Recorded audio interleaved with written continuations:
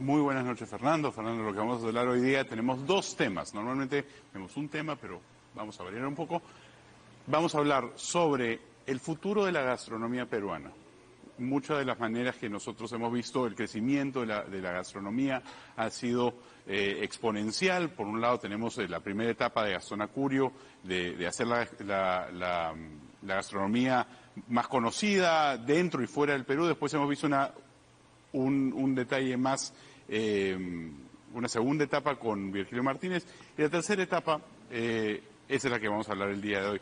Pero también vamos a ver una propuesta de Fernando, de Pablo Bustamante, que es director de Lampadia, sobre el IGB y una nueva manera de usar el IGB para cubrir pensiones. Entonces, Muy bien, esos son los dos temas que vamos a ver el día de hoy. Tiene entrada y segundo. Sí. Emil cayó en punto medio, se quedan bien acompañados. Octavo mandamiento, se acabó. Muchas gracias, Fernando. Y bueno, como les estaba diciendo ahora, es un programa especial porque tenemos dos temas. El tema principal que tenemos el día de hoy es la gastronomía peruana, pero hay un tema que es increíblemente importante que probablemente han visto en medios. Es una propuesta de Lampadia que lo que propone es agarrar un porcentaje del IGB y utilizarlo para cubrir las pensiones de todos los peruanos. Entonces, para poder hablar sobre este tema, tenemos con nosotros a Pablo Bustamante, director de Lampadia, que nos va a explicar un poco sobre ese tema. Entonces, vamos moviendo al espacio. ¿Qué tal? Un placer. ¿Cómo estás? Gracias. ¿Bien? Ah, puede ser. Sí, tengo varios.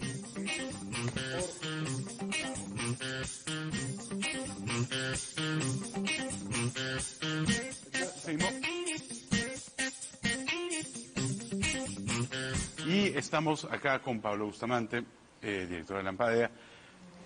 A ver, todos hemos visto, por lo menos si han estado viendo Canal N, han visto los comerciales de Lampadia en donde pueden ver que están con frutas, limones, manzanas, etcétera, sobre cómo poder utilizar el IGB para poder cubrir las pensiones que nosotros sabemos ya tienen un problema serio en el país.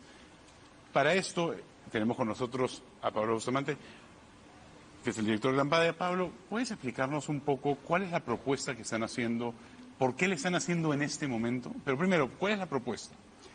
Sí. Así como con manzanitas. Gracias por la invitación, Emil. En verdad, hace 8 años que estamos en el tema en Lampadia. Lo que pasa es que nunca hemos tenido la ocasión de acelerar una propuesta, ¿no? ¿Cuál es la idea? El sistema de pensiones privado que se hizo en el Perú hace varios años, más de 2 décadas, ha sido una reforma muy buena, muy importante, pero quedó coja, quedó incompleta, porque no alcanzó el sistema a todos los peruanos. Más o menos el 70% de los peruanos nunca entraron al sistema privado, ni siquiera al sistema de la ONP. Se quedaron en el CIS. Así es. Y no podemos tener a la población del Perú, ¿no?, sin un sistema de pensiones, pudiendo tenerlo, ¿no? ¿Y cuál es la idea? Cuando se desarrolla en Chile el sistema privado de pensiones sobre retenciones de los ingresos por planilla de los trabajadores, ellos cubren a gran parte de su población, porque no son un país informal. Nosotros hacemos lo mismo, pero dejamos fuera a los informales pensando que ellos solos iban a hacer aportes, y eso no se da. El modelo opt-in, que es que uno entra al modelo, uno decide por voluntad propia, bueno, voy a comenzar a contribuir a mi AFP. Pero eso no se da, y menos cuando el país está ajustado con diferentes crisis, etcétera.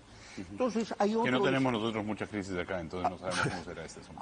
Hay otro instrumento que es el IGB, que es por el lado del consumo, no de la renta, sino por el lado del consumo. Todos consumen, ¿no? Y se puede establecer el incentivo de que los ciudadanos, cuando consumen, pidan un formulario, un comprobante de consumo, que hoy día no se pide en muchísimos casos, ¿no? Y que el Estado devuelva 5% del consumo. O sea, de los 18% que nominalmente tiene el IGB, 5 serían para aportes individuales a los ciudadanos. A mí se me ocurre esta idea hace como 8 años, cuando un economista del BID, Santiago Levy, hace una presentación y sugiere usar el IGB, pero para un fondo de reparto.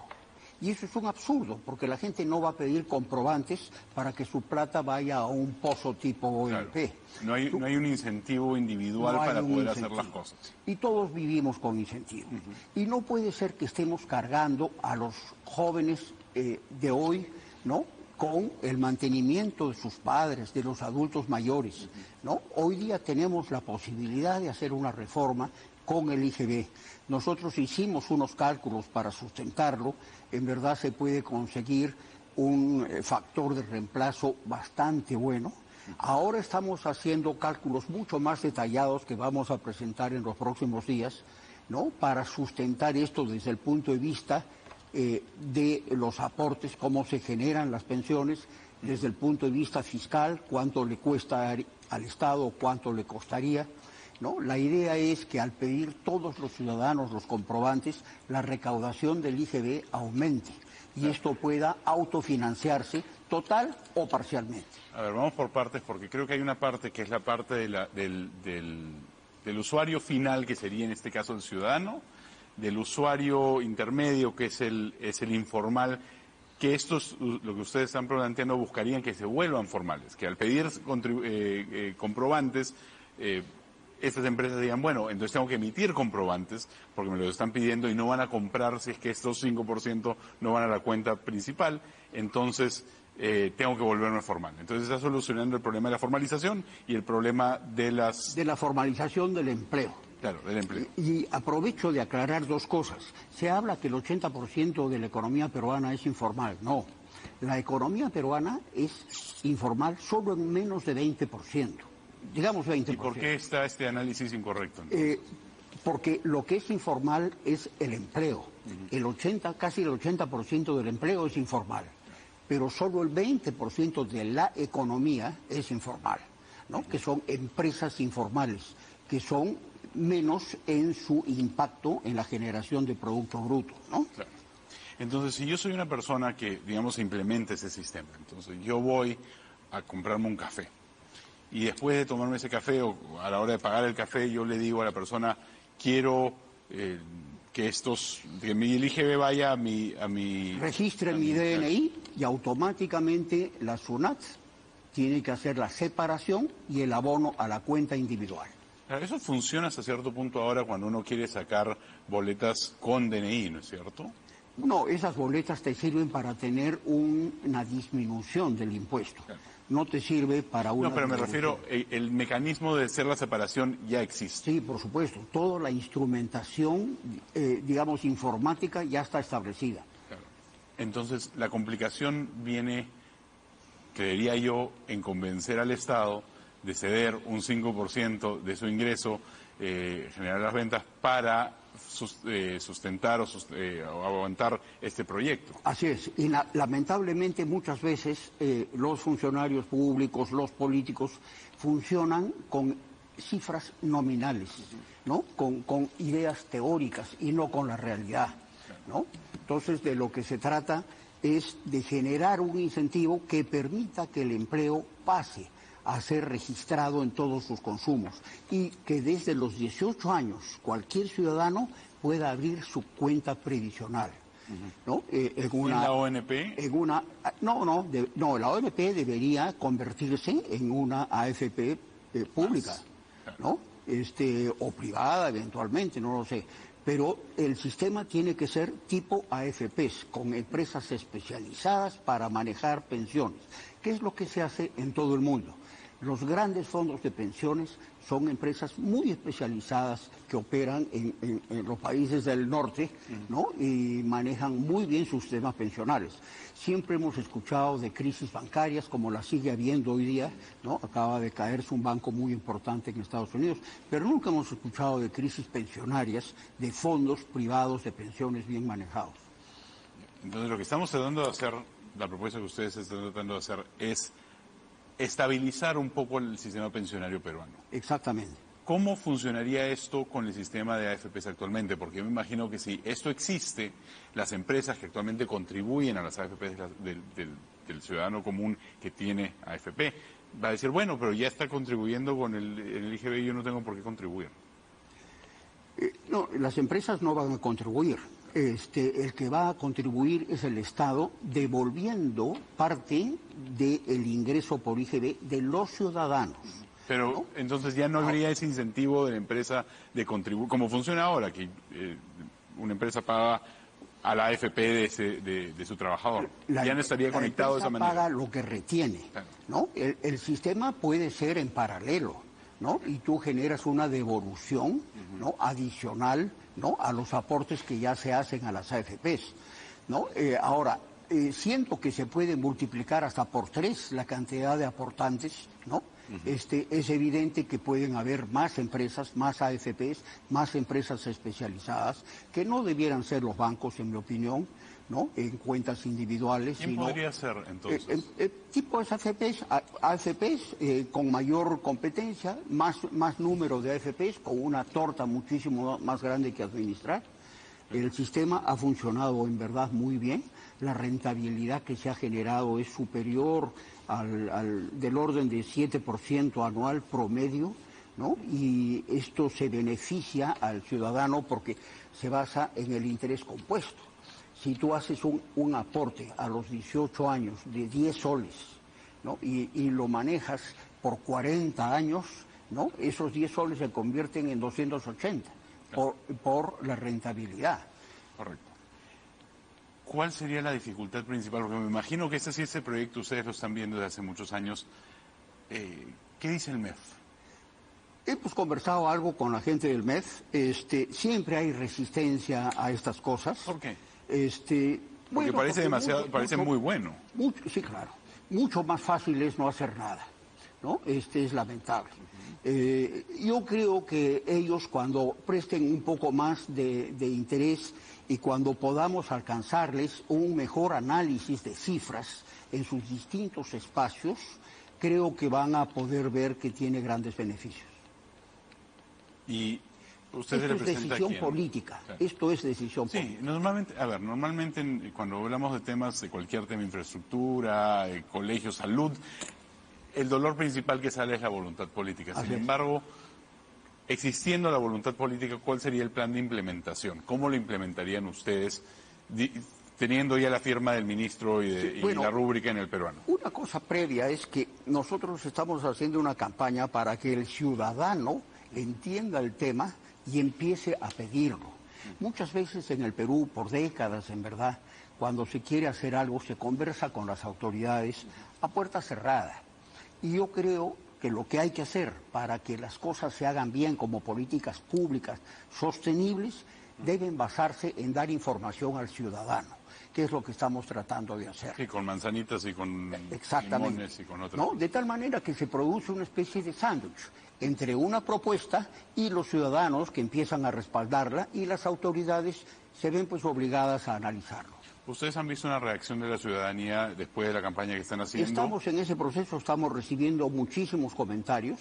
¿De qué tipo? Favorables en su gran mayoría, muy positivos, ¿no? La gente, como está en los comerciales que estamos sacando, dice, bueno, ¿y por qué no me van a dar una pensión, la posibilidad de tener una pensión, ¿no? Si se puede establecer un sistema de esta naturaleza?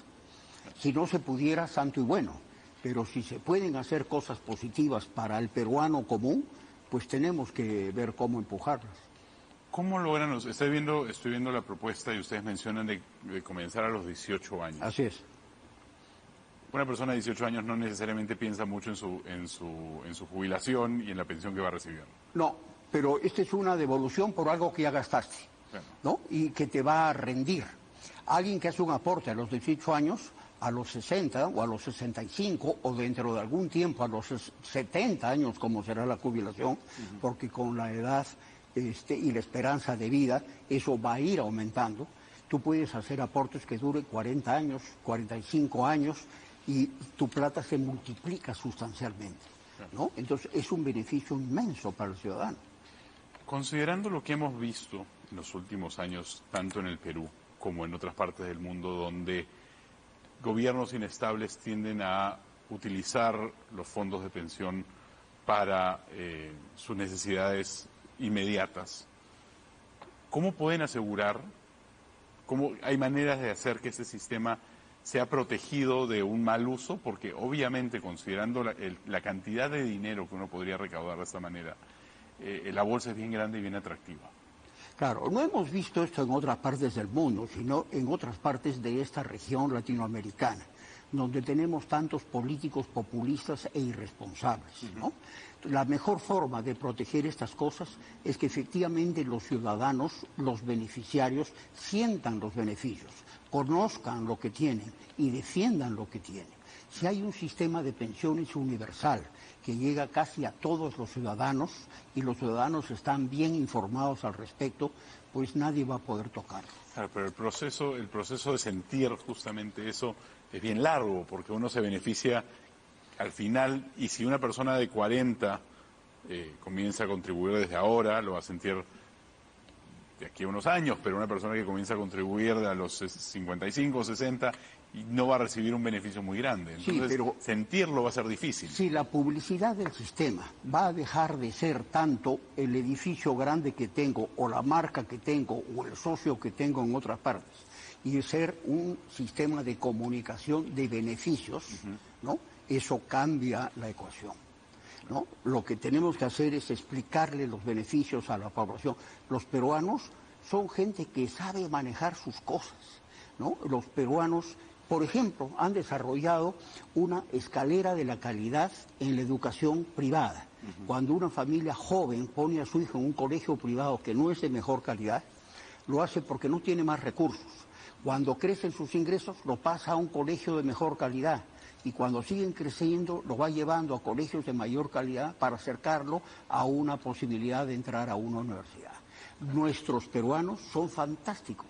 Han creado esta economía informal que tiene su lado complicado, pero que permite, ¿no?, el desarrollo empresarial de millones de peruanos. Entonces, los peruanos no son idiotas. Lo que pasa es que siempre, de alguna manera, los ninguneamos, no les explicamos las cosas, y todo se trata de estar en contacto con el ciudadano. El sistema normalmente, si bien es efectivamente complicado porque hay una serie de dificultades, se ha flexibilizado un poco en asegurarse que las empresas puedan ser formales, porque lo que se quiere muchas veces es esa formalización para tener mayor información. ¿Cree que esta solución, no voy a decir una panacea, pero es un camino a esa formalización? Tenemos que hacer todos los esfuerzos posibles por tener más formalidad en el Perú. El trabajador informal no solo tiene ingresos que son más o menos el 50% de un trabajador formal. Además de eso, no tiene beneficios laborales, no tiene CTS, ¿no es cierto? No tiene vacaciones, no tiene gratificaciones, no tiene protecciones. Entonces, el costo de ser informal en el Perú debiera ser insoportable para todos nosotros. Sin embargo, y tenemos que hacer todo, tenemos que hacer pues mejores esfuerzos, ¿no? Manejando las cosas como se debe. Bueno, muchísimas gracias, señor Pablo Bustamante. Gracias a ti. Creo que ha quedado bien claro, o por lo menos ha aclarado el panorama de esta propuesta. Veamos cuáles son sus siguientes pasos. Le deseo la mejor de las suertes en poder convencer tanto a la población como al Ministerio de Economía para por lo menos abordar una conversación que lleve a una discusión y aterricemos este tema para que por lo menos esté en la agenda de algunos, de tanto el Ejecutivo como el Legislativo. Muchas gracias. Es muy importante que los medios de comunicación como ustedes se tomen en serio propuestas de esta naturaleza. Esta y tantas otras más.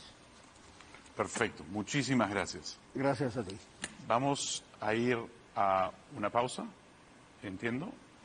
Vamos a ir a una pausa y regresamos con el tema del futuro de la gastronomía peruana aquí en Punto Medio en el horario estelar de Canal N. Quédense con nosotros.